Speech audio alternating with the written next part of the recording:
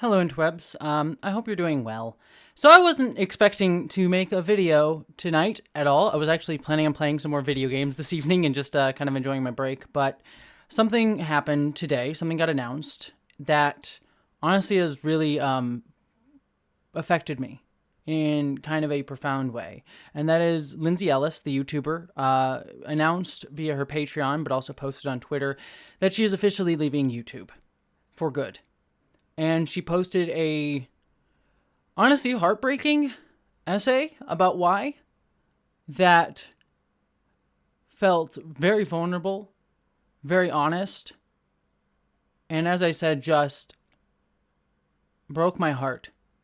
And yet I also feel that her essay reveals something that is at the heart of how we today, when we talk about progressive spaces talking about hard issues, fighting and pushing back against misinformation, transphobia, sexism, racism, homophobia, harm to marginalized communities in spaces like YouTube, Twitter, online spheres, and just in politics in general. I think her essay just reveals a consistent and constant pattern that is heartbreaking. And especially, I'll be honest, this, as a creator myself, personally, is just one that I am constantly aware of, constantly thinking about, and constantly trying to make sure I don't feed into myself, but also am kind of living in constant fear of. And I kind of want to talk about it a little bit. And I thought about talking about this and Lindsay Ellis's exit in a scripted out video where I put on the makeup, set up the set, did all the fun stuff, or at least the production nice level stuff. But I figured, considering what I'm going to be talking about, I feel like the best way for me to be open and honest about this conversation is to do so in the only way I really know how, and that is messily. So what you're going to get is me, I have some thoughts and some bullet points, but you're going to get me just raw, talking out my feelings on this, unedited. So to begin our conversation on this, I feel like the best place to start is with what Lindsay said. So I'm going to read out her essay and share my thoughts along the way a little bit as we go, just to give context to the essay.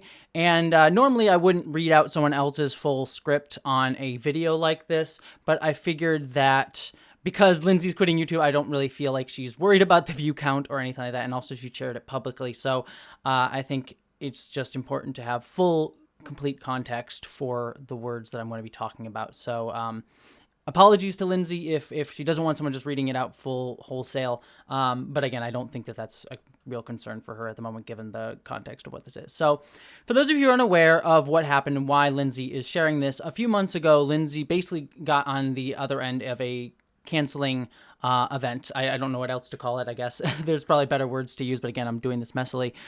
Where she posted a take about the movie Raya and the Last Dragon that was, to be fair, not a great take. It was one that could definitely be seen with anti-Asian sentiment, comparing it to Avatar: The Last Airbender and saying, like, you know, all Asian type stories are the same. And that wasn't her intent. That wasn't the reading that I think she was putting onto it, but I certainly could see why people took it that way. And there's a lot more context to it as well in general, but just to give sort of the brief overview of the situation. And basically this sort of led to not only that rubbing people the wrong way, but a lot of dredging up of other issues and other things around Lindsay Ellis that people had issues with, some in good faith, some in bad faith, some a mixture of both. And basically just leading to Lindsay essentially being what we would consider to be mobbed and quote unquote canceled, though canceling is a whole bag of worms that we could address at some other point in the future. Lindsay herself then, about a month or so later, released a video where she addressed all this stuff. And that video also rubbed people the wrong way because she came across as angry, upset, and vitriolic, and not addressing it the right way to many people. Now, I have my own thoughts and opinions on that, but I will share Lindsay's words on the event first before I share my thoughts on it, just to sort of give you the context. So let's just read what Lindsay had to say about all this. So since then, she's released a few videos. She's done some more work. She's done a few other things. But today, which is December 27th, late in the evening, around 5 p.m. Pacific Standard Time, she released this statement. Walking Away from Omi Laws is the title, referencing Ursula K. Le Guin's famous short story where people live in a city that is perfect, and there's one person that lives and is harmed underneath the city, and people all know that that person is there, but the people are allowed to live in a perfect society as long as they don't ever give kindness to that person, and some people choose not to live in that city, but walk away from it. Those are the ones who walk away from Omi Laws, who don't live in that perfect city. Great short story, classic short story, and I can see how in broad strokes it does apply to the situation, but we'll get to it. These are Lindsay's words. This was going to be a YouTube video, but I just don't have it in me to invite that kind of scrutiny, to be the last in the sick, sad line of YouTubers who get all weepy on camera and cry about how they just can't do this anymore, boo-hoo-hoo. I had planned to move video content to Nebula, but I realize now that doing that is just keeping wounds wide open. My life ended 9 months ago. What has been taking up bandwidth ever since then has been a ghost. It's almost funny how many people will insist that I have lost nothing, because subscriber count is the only metric for success and cancel culture doesn't exist. One YouTube channel chugging along on an algorithmic inertia is not success, it's just an engine driving on fumes. Many will say this is being melodramatic, that my life isn't over, that there was absolutely nothing stopping me from brushing myself off, building back up goodwill, and shutting up and playing the game. And I tried that. In a way, I suppose it's good that I did, because I needed to learn the hard way that was never going to work. There is no unfucking this. You can't find the energy if there is nothing left to convert to it. You can't be a better person if you are nothing but the hollow shell of one. 2021 has been the worst year of my life. I am traumatized by it. To this day, I still have people scolding me by how I handled it, that I should have handled it differently, that I should have controlled my stands, as if I had the capability to know what any of these people were saying to strangers on Twitter while I was shitting blood for weeks on end. The worst thing about this whole thing is that I can't even admit this trauma because of all the rhetorical devices people have already come up with to dismiss it. That censoring my own pain is evidence of not listening. Does it occur to these people that you can listen and disagree with other people's conclusions? That I'm weaponizing my fragile white womanhood, or whatever, to say that I'm having thousands upon thousands of people who have never met, hate you, and say whatever will get them the most upvotes is traumatizing. That people I used to know would sit there and lie about me on twitter.com to the tune of thousands of retweets and tens of thousands of likes, and I just had to sit there and take it. My favorite are the people who dismiss any potential harm I might have incurred as justified because I am, quote, a wealthy white woman. I am not wealthy. Well, those same people's hearts positively bled for Britney Spears. These people don't see how similar these talking points are to the same boomer bootstrap parenting style that I thought most of us had agreed upon was abusive. That you need to toughen up, accept your punishment, accept that even if the reaction was outsized, that you did something wrong, because where there's smoke, there's fire. Grow a thicker skin. These same people who always crow about believing victims, telling victims of public dog piles that they don't deserve to claim their trauma, let alone to process it because they deserve it. There is no such thing as cancel culture. There is no incentive reward structure in places like Twitter to call people out. There are no upvotes, fades, follows, retweets for hotting a take on whoever is trending. I reread the 2015 essay Hot Allostatic Load for the first time in years last night, and I could not stop crying. Even reading some of these passages now, I can't stop crying. This is written from the perspective of a trans femme and discussing some rhetorical devices used to demonize trans women specifically, which obviously does not apply to me, but some of it is spot on. And then these are quotes. This is me speaking. These are quotes from that essay here. One of the most common tools of exclusion is through mobbing, which is rarely talked about because unlike rape, murder, etc., it is not easy to pin it on a single person or scapegoat. Mobbing is emotional abuse practiced by a group of people, usually peers, over a period of time through methods such as gaslighting, rumor mongering, and ostracism. It's most documented in workplaces or academic environments, i.e. key points of capitalist tension, but is thoroughly institutionalized into feminist, queer, and radical spaces as well. Here's why it is horrible. 1, it has an unusually strong power to damage the victim's relationship to society because it can't be written off as an outlier, as some singular monster. It reveals a foundational truth about people that make it difficult to trust ever again. People become like aliens, like a pack of animals that can turn on you as soon as some mysterious pheromone shift marks you for death. 2, the insidious nature of emotional abuse. How do you fight ostracism and rumor? They leave no bruises. They just starve you. 3, mobbing typically occurs in places where the victim is trapped by some need or obligation. Work, school, circles of friends. This can prolong exposure to damaging extremes. For these reasons, PTSD is almost inevitable outcome of any protracted mobbing case. Back to the words of Lindsay Ellis here. The Isabel Fall case is an almost textbook example about how online mobbing harms people and how the people who participate in these mobs never engage in any self-reflection. When some people read Fall's helicopter story and questioned the trans bona fide of the author in early 2020, Twitter did what Twitter does and ruined Fall's life, death by a million cuts, no one singular person even beginning to question whether they did anything wrong by jumping out of the worst possible faith interpretation of both the text and the author. Brief little pause in reading this essay here. For those of you who may not know who Isabel Fall is, who Lindsay Ellis is referencing here, brief context, Isabel Fall was a reporter who wrote an essay called Sexually Identified as an Attack Helicopter, where she sort of addressed and talked about the transphobic meme of I identify as an attack helicopter idea that many transphobes use in order to like devalue the idea of trans people identifying as their gender.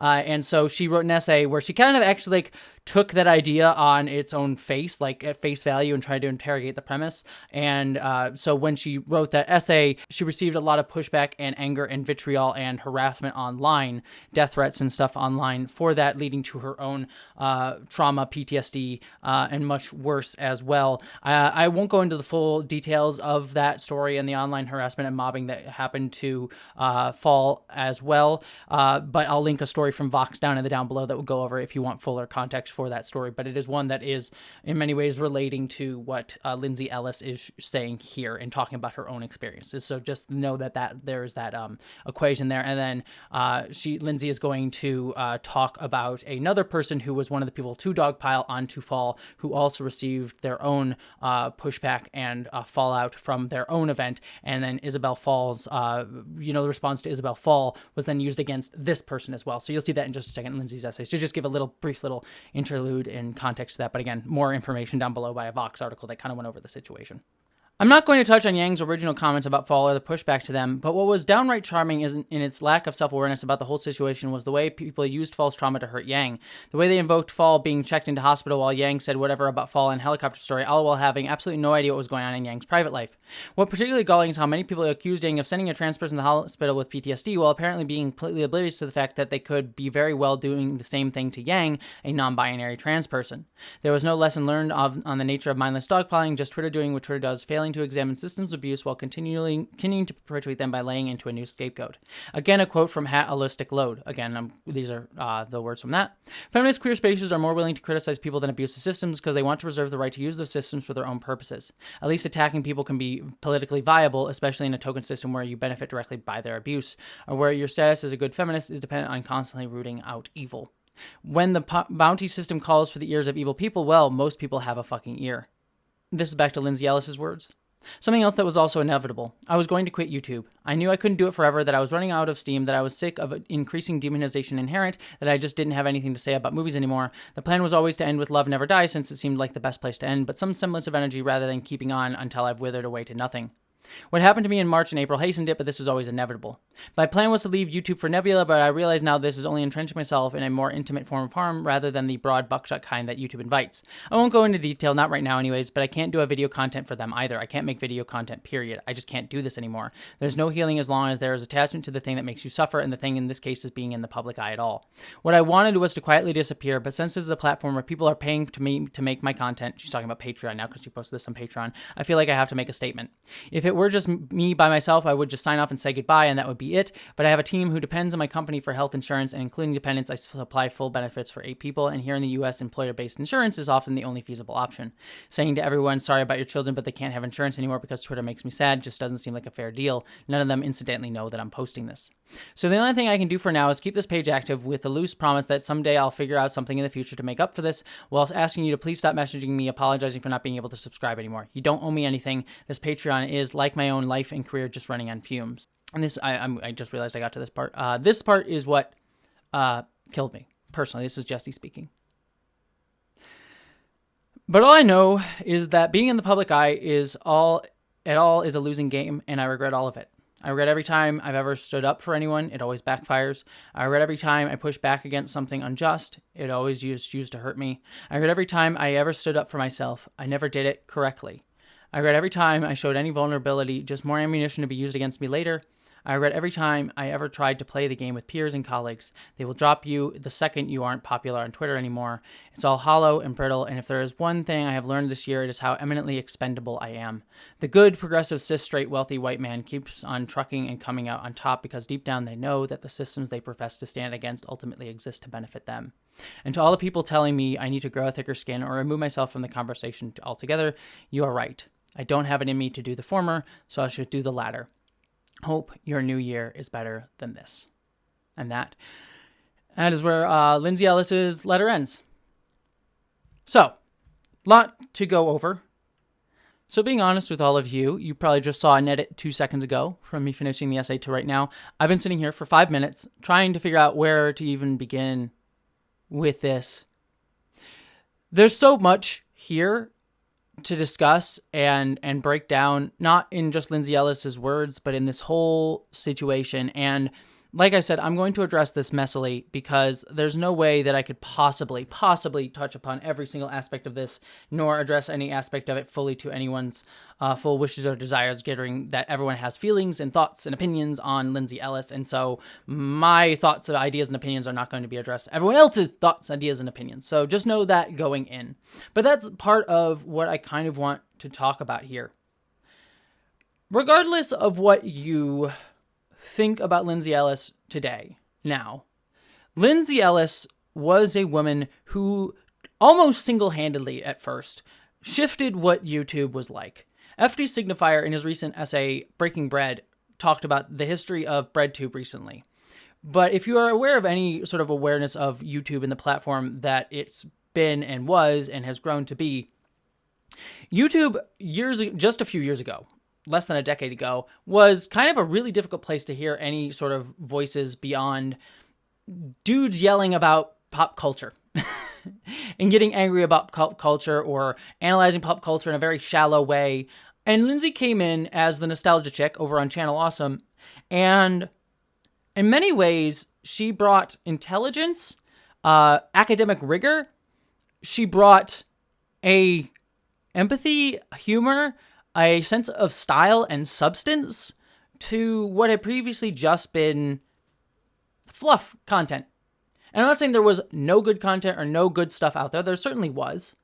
But she was the biggest person using this platform to try to push it in a way that felt like it was pushing it forward as not only an art form, but a viable platform for people to say things that mattered, to say things that meant something, and using the idea of pop culture and movies, the thing that got the most shares on the channel, in order to do it. And while YouTube's began to split and created this world of radicalized people going down, Nazi holes and flat earth or conspiracy theory and all that stuff, the algorithm just radicalizing people further and further, Lindsay managed to carve out a small space, comparatively, that allowed these voices to thrive. And so much of my own career as a YouTuber and so many others owe a lot to her, and many other content creators as well, for sure. But in many ways, Lindsay was the first to do that. Not the only one, and maybe not the exact first, but she was one of the biggest and one of the most initial ones to do it. She helped build this platform for better or worse, and whatever we call BreadTube nowadays owes a lot to her, not just in style, not just in substance, but for the very fact that it exists. Now, all that being said, that does not mean that I believe that Lindsay Ellis has been a perfect person. I don't co-sign everything she has ever said or done. I don't agree with everything that she's ever said or done. Many of the things that she went over in some of her videos discussing the things that she was having controversy for, I was very much like, yeah, you deserve some criticism for that. Some being the operative key word there. Some criticism. Criticism is warranted. But then this gets chalked into a very, very messy system when we talk about criticism of someone. Because Lindsay Ellis and many creators that are on this platform, and know that I am currently talking about Lindsay Ellis, but know that I'm kind of angling towards talking about this as a concept and a system that continually happens, and a cycle that continually happens over and over and over again to many different creators. So I'm talking about Lindsay Ellis here specifically. I am not just talking about her in many ways. And so when someone becomes a symbol like that, they get dehumanized and just seen as this symbol of this thing and not recognized as the person that they are within that. And so many things happen from there. Because, as I stated before, Lindsay was a person working in a space that was very messy. It was a platform, this was a platform, YouTube was a platform, built up on voices that were angry, vitriolic, radicalized, dangerous. And it was a platform where so many people had been radicalized to that view, have been radicalized to that point of view. And when you work in a space like that, one thing that is hard to describe as a content creator, something that I'm recognizing myself as I work in these spaces too, is that in many ways, you kind of have to meet people where they're at in order to create a conversation that isn't just going to be vitriolic, antagonistic, speaking to the choir of just people who already agree with your voices. If you wish to try to talk about hard issues, addressing marginalized communities, addressing marginalized issues, you have to meet people where they're at, because the problem is that the right, the far right, people who wish to harm marginalized communities, people in power who wish to wield their power and hold on to their power by pitting people against each other. The way they do that is by wielding misinformation, by wielding false narratives about people, by creating spaces around these insular ideas and appealing to people's sense of common sense when that common sense isn't actually common, isn't actually like based in anything real. It's taking advantage of those things, these false realities that have been created, and presenting them as the way things are. And so for many people, they are living in that conceptualization of the world. And I say that as like, you think like conspiracy theories, and you think like crazy out there stuff, right? You're thinking of like the far right. But I also talk about like more mundane aspects of this. Like when we talk about J.K. Rowling, I'm going to go take a tangent, but I promise I'll bring us back to Lindsay here. When we talk about someone like J.K. Rowling, right? J.K. Rowling was a woman who made a book series that revolutionized the world. She like changed like pop culture in a profound way. And in many ways, she was also seen as a progressive feminist woman who stood up for gay rights, who, gave so much money that she lost her billionaire status. She was seen as this symbol of goodness. See symbols again here. And so when she comes out against trans people and reveals her harm against trans people, the narrative that most people, like trans people, and many of our allies and people existing in our spaces, we kind of all, are exposed to, inherently understand whether it was right when she said it, or like are quickly exposed to people talking about why J.K. Rowling's stuff about trans people was harmful, expressly harmful. We're all exposed to that pretty quickly, a lot of us, I feel. But there are people, and I see this on like spaces like with my family, in like places that I just go walking around on Reddit and things like that, where people just ask like, why is J.K. Rowling getting canceled again? She just said something about women are women, right? And she was just trying to defend women's issues. So trans people are getting angry about that? Screw trans people. This woman did so much. That's the reality people live in. And so we think about far right conspiracy theory stuff, but there are people that live in these worlds where they aren't given full context of a problem because they aren't forced to be exposed to it, because they aren't trans people, because they don't live near trans people, because they aren't living in spaces that, talk about these issues regularly, and they don't have exposure to it. So when you talk about something like J.K. Rowling, it's why I, for example, when I make videos, when I talk about J.K. Rowling, try to address from the point of view of like, I'm not here to hate J.K. Rowling, because that's ultimately counterintuitive to my point. My point is I want to talk about why these things that she said and the views that she espousing, which are not just her views, are harmful to trans people as a whole. So to just go after her would make the people who are already kind of on her side not listen to my message and frame me as the bad guy. I say all that because I want to point out that how messy it becomes when you are dealing with these types of issues and narratives and dealing in these spaces, when you're trying to talk about issues of representation, issues of marginalization, issues inherent in pop culture that people have come to love for so much, which is everything that Lindsay dealt in and so many other creators deal in. When you're trying to address these issues that have become so ingrained and made so invisible in these spaces, it is inherently messy because you're trying to pick together the pieces that these other people just took and shook and broke apart and added in other pieces of a puzzle and said, this is the complete puzzle here. We're just tossing, but they're just tossing in pieces, messing up, and say, try and figure it out. And so what you're trying to do is try to kindly, calmly share these things, but you end up just being messy. No one is perfect. And then as we're humans, we're also gonna mess up all the time. We're going to screw up because that's what we do. And I'm not saying that we don't people don't deserve criticism. I deserve criticism as a creator. I 100% do. Understanding that the human at the heart of it is a person who will fuck up and make mistakes, who is going to screw up and do wrong things. Now, when I say that, I do not mean to say that we should all forgive her for every action that she has ever done. Ever. As she herself states, and as I've stated about myself and about other people, you owe nothing to anybody. You don't owe a single person anything on YouTube or any platform, any creator, a dang thing. You owe us nothing. And we should rightfully be criticized for our actions.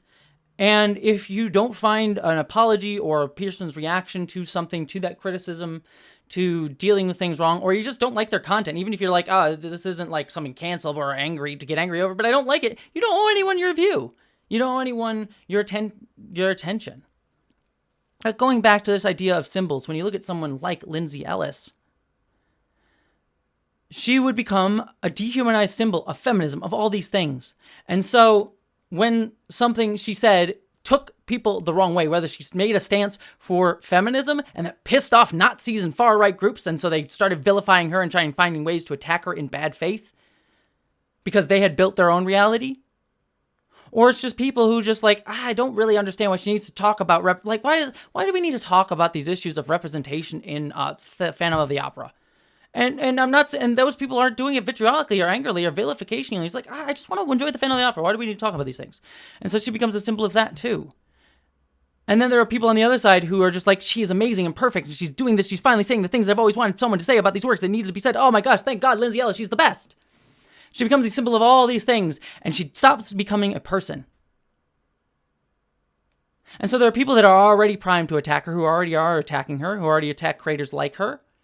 Then there are people in the middle who, are kind of indifferent, but like maybe rubs the wrong way. Maybe it's like, oh, I like her content, sort of like that thing. And then there are people who uphold her and hold her to this pedestal of perfection because she represents something that they haven't gotten to see before.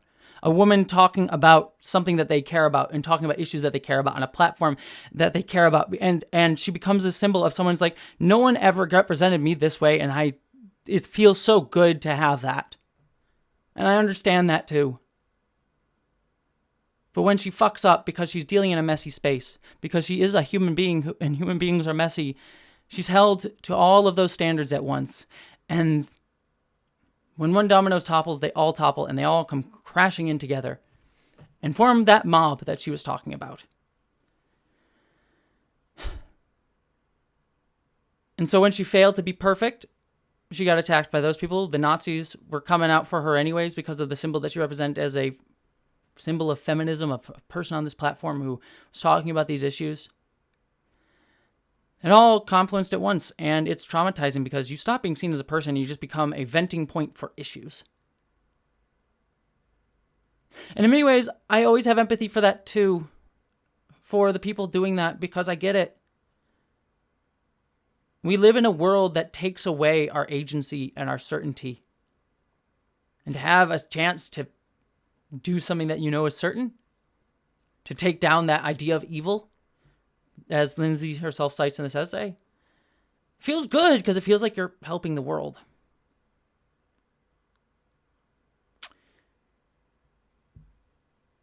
And it just comes down on one person. Instead of actually dealing with the systems and structures that are inherently there to create these exact type of reactions. And it's difficult.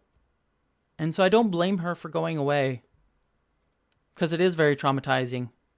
It's distancing.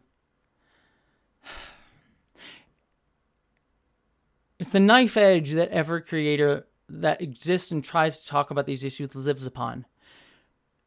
Feeling that we have the ability, the intelligence, the chance, the privilege to be able to do this. I feel it. I know I come from an upper middle class white background, I'm a trans woman, but I have certain privileges afforded to me, and I have the, ability, time, education to be able to talk about issues that affect other people. And so I feel an impetus, a need, a desire, not just to do it for myself, but for people who are more harmed than me. And I try my best to do those things. And we feel a need in a world that has so politicized everything to just try to make the world a little bit better because we have the ability to, and we know we do. We have the privilege to. But a lot of us put it all on ourselves. A lot of other people put all of it onto us. And we get put on these different pedestals or vilification poles, and we get torn down, built up, torn down, built up, torn down, built up, torn down all the time. And sometimes it goes in the opposite direction. Sometimes we're built up with praise and built up on seeing ourselves as perfect and start to believe that. And so that we ignore the mistakes that ignore our mistakes, the harm that we cause. I'm saying this about all creators. And then the system gives us a Faustian bargain when this happens. We can either sell out our values, claim we're canceled when we're canceled, and get the accolades and praise of those we once fought against. We try to soldier on and ignore our own pain and trauma. Or we do what Lindsay's doing and disappear forever. And one strong voice gone. And I feel like, and I even got messages tonight from, I won't name names, but I got messages from a few different creators, smaller than me, who were just as devastated at Lindsay's exit as well, feeling all these things that I talk about. I feel it too. You know, I'm not a huge creator. I'm definitely not. I'm just past 100K this year. I'm bigger than some, smaller than others. And I already feel it a little bit. You know, I feel people praising me all the time for everything that I do. And I'm not saying that, I'm not insulting anybody, but I see it. I know of the sites where my name is considered scum, pond water. People spit on just the idea of me and never listen to what I actually have to say. The reaction videos on this platform, people discussing and tearing apart my own ideas if I'm trying to attack women, cis women, TERFs. I'm trying to destroy the idea of women with my trans agenda. I know the platforms that expressly harass me, target me, dox me, insult me, wish me violence. I worry, I live in fear some days that the bigger I get, the larger that'll grow, and maybe it will actually happen. And I say this about YouTube, but it happens in so many other spaces and spheres. And I ultimately don't, I know, again, I'm dealing with this messily, and I apologize that this is not a perfect statement by any means. I'm just sort of like processing in front of you. But that's kind of why I wanted to do this video, right? I wanted to point out these systems, talk about these systems, and share with you that I'm a human being processing this stuff. You know, I'm somewhat known for on this channel the idea of nuance is a thing. I say that a lot. And I get sometimes called on Twitter and other places the queen of nuance. And I am so uncomfortable with that phrase, being called the queen of nuance. Because when I say nuance is a thing, I don't mean that I am the one that perfectly understands every nuanced thought of a situation. When I say nuance is a thing, I mean the nuance also should apply to me. And I try my best to point out the nuance of situations that I feel people have missed, people have forgotten, people have overlooked, people were not exposed to, understandably so. But also know that I am not perfect too, and I am going to fuck up. And the nuance should apply to me too. I think we should allow people more grace. But it is difficult, and I understand it too. I understand why it is difficult to do that. We live in a world where someone like J.K. Rowling can turn around and give you, and use her platform for pain, vitriol, to attack an even more marginalized group. And J.K. Rowling deserves every criticism that she gets for that. But it's also why I rail against people attacking J.K. Rowling, too, and sending her harassment and death threats. Because number one, it gets used against us and painted us, and trans people's all trying to do that. But it also is just forgetting the humanity there, too. Not that... It's difficult because it's like, I don't want to empathize with J.K. Rowling. I don't, really. But I do it because I know by empathizing with her, because other people do empathize with her. And so I need to meet them there. It's just, but I understand the pain that she has caused, and I understand the pain that she inflicts, and I understand the righteous anger that people feel about that and the need to push back against that. I don't put Lindsay Ellis in the same boat as J.K. Rowling.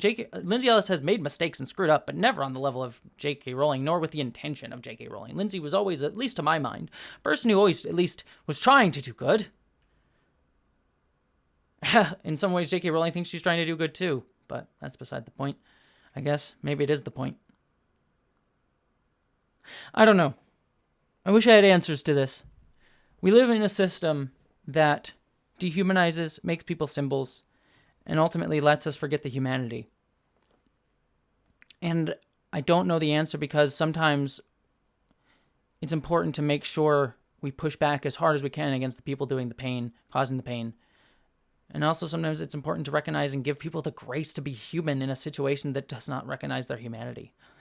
I generally tend to think power and looking at the pain inflicted is probably the best indicators of how much criticism and pushback someone should get. The more power you have, like say being a former billionaire with one of the biggest pop culture franchises in the world, being a president of a country, being someone in political power, then you deserve a hell of a lot of accountability and criticism. Death threats and hatred, no, but that's also a different point, I guess, or the same point. Someone like Lindsay Ellis also deserves criticism and being held accountable too. But I also think we forget that she was a messy human dealing in a messy space, trying to deal with situations that were messy and just trying her best to put the pieces in the puzzle back together again in a way that made the world a little bit better. And that was always her goal. It's my goal. It's a lot of other creators' goals. Like, for example here, Lindsay Ellis is a white person, and I totally understand her getting criticism for, some things that she may have said or blind spots that she had that came across as racist, that were racist, whether intentionally or no, by her words and work. And so I'm not saying that, she is above criticism, nor is she perfect, nor has she done everything. And I'm not saying that, me saying that she was not perfect is meant to ignore or wipe away those mistakes that she made. So I just wanted to be clear on that. And especially me as a white person, I have no place to speak on those issues where people take issue with Lindsay Ellis or any other content creator, myself included, making mistakes when it comes to race. So I'm not forgiving or forgetting or any of that stuff, but I just wish to talk about how her humanity and her intentions, as well as the accountability that she is being held to and the standard she's being held to, is a little bit mismanaged and misconstrued and disinflated. But I want to make very clear that I'm not here to deflate or downplay those issues. This is also why I make videos about things like Star Trek all the time, even though most of the videos, though thank you for letting the Sex and Star Trek video do well. It was all on you, and I thank you for that. But most of my Star Trek videos don't do well, but I do that for two reasons. One is it's good for my soul. And two, it shows that I'm a full human being beyond just me talking about trans issues and harmful issues. And I would like to talk about those issues within Star Trek and use Star Trek to talk about those issues because that's how my brain works. But it's also just to show that I have interests outside of this, to try and humanize myself and also humanize myself for me, to remind myself that I'm a person, because sometimes I forget. But even within that, there's always the anger and vitriol. The Star Trek Discovery is the worst show ever. Star Trek Picard is the worst show ever. Star Trek Lower Decks is the worst thing ever. It doesn't adhere to Gene's vision. It's just can we just talk about a show? Does it have to be an antagonistic fight every time? And even then, those vitriolic conversations about Star Trek and pop culture and every little thing, Marvel, superheroes, and Captain Marvel, and video games, and Last of Us Part 2, and all this stuff, all this vitriolic pushback, all ends up feeding the same machine of power because it just frames people as an antagonist relationships, and the people who are pushing the agendas of us versus them. It's, these people versus these people. It's the transes, it's the feminists, it's the woke culture trying to ruin your video games and pop culture and your politics and the way things were and all this stuff. Just think about how things used to be. If only we could go back to that nostalgia. It's all being weaponized in an effort to just help and prop those up in power and prop up systems that continually still marginalize people, even in stupid conversations like pop culture. And I'm not calling them stupid, and I'm not calling pop culture stupid, as obvious I love pop culture, but the way we get heated and angry and vitriolic over these conversations that never seem to wish to evolve beyond woke and SJWs is part of that dynamic, and an intentional part of that dynamic by the people oftentimes pushing those narratives. And again, I talked about creators messaging me. I know other creators who constantly feel this, who are just tired of being like, we just want to talk about these issues. And yes, we want to talk about hard issues within these works, but like, does everything need to be an attack on our person, attack on ourselves, attack on who we are, attack on our sense of humanity? It's always that. And I want you all to know, I am not getting burned out and doing YouTube. I still want to do YouTube. I'm not putting out this video to be like, oh, I'm done with YouTube just like Lindsay Ellis. I am in this fight. The one thing that broke me most in Lindsay Ellis's essay at the end there, where she says, you know, I regret all these things. That broke my heart. Because I know why she's saying it. I know where she's coming from on it. I know why she feels that way. But I hope she recognizes that her work mattered. It helped. It made the world a better place. So many of us, as I said before, owe what we have to her and this work that she did. Not to erase any mistakes that she made or harm that she's done, but I owe a lot to her. She mattered to me. She made a difference. See her stand up for those things. I recognize her as a full human being, but I do know she mattered. I know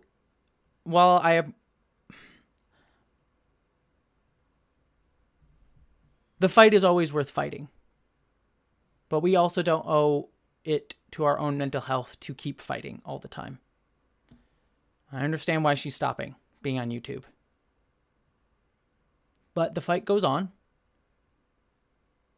And certainly contributed more than many. And I want to keep fighting too. I know in many ways that I'm a symbol to trans autistic nerds out there. And I want you to know that I'm a human. I shouldn't represent all trans autistic nerds. But I also know the work that I do matters to those people, matters to other people, it teaches others, and I will keep fighting for them until I have no more energy left, or people don't want to hear my voice anymore, or until I die. But I will keep fighting. The fight is always worth fighting. If there's one person to help, the fight is always worth fighting. It's not always on me to save everyone, as much as I sometimes feel that. As much as I feel that fucking pain. But I want to do my best. And so I will. So just know that that's not what this video is about. But I just wanted to share my pain about Lindsay Ellis, about her quitting, and my complicated feelings on it. And so I'm just going to quick share a tweet before I end up here that I posted on Twitter, ironically, because I think it kind of sums up really well a lot of the things that I want to say. A consistent failing I see on leftist progressive spaces is we fail to recognize why harmful right-wing rhetoric intentionally appeals to misinformation and common sense, and we fail to address people where they are at our own peril.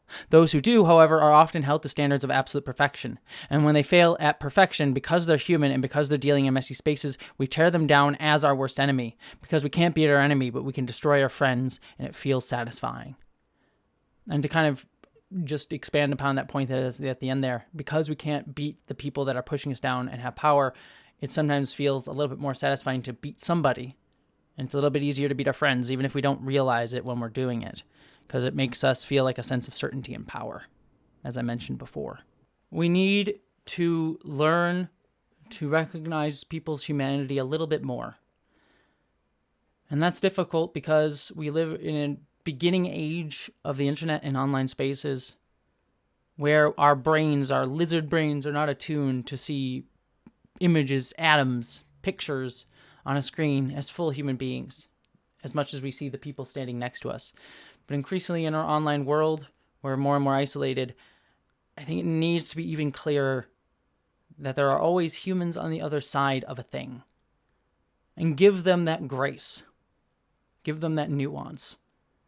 Understand that they are processing stuff like all of us are. And to make sure we hold them accountable,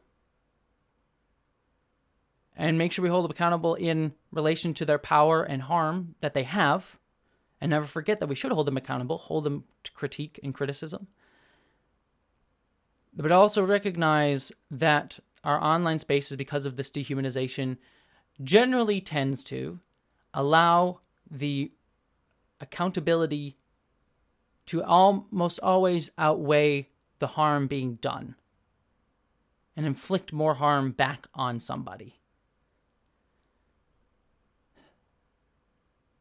And that we don't need to always have empathy for every other person, but just recognize that, because empathy requires its own amount of energy, and not only all of us only have a finite amount of it. But to recognize that, especially with people on a smaller platform, smaller creators with smaller power held, to recognize that the accountability being what levied at them is not always commiserate. And because we've dehumanized them, that sometimes it's outright disgusting, horrible. I think that's what I wanted to say.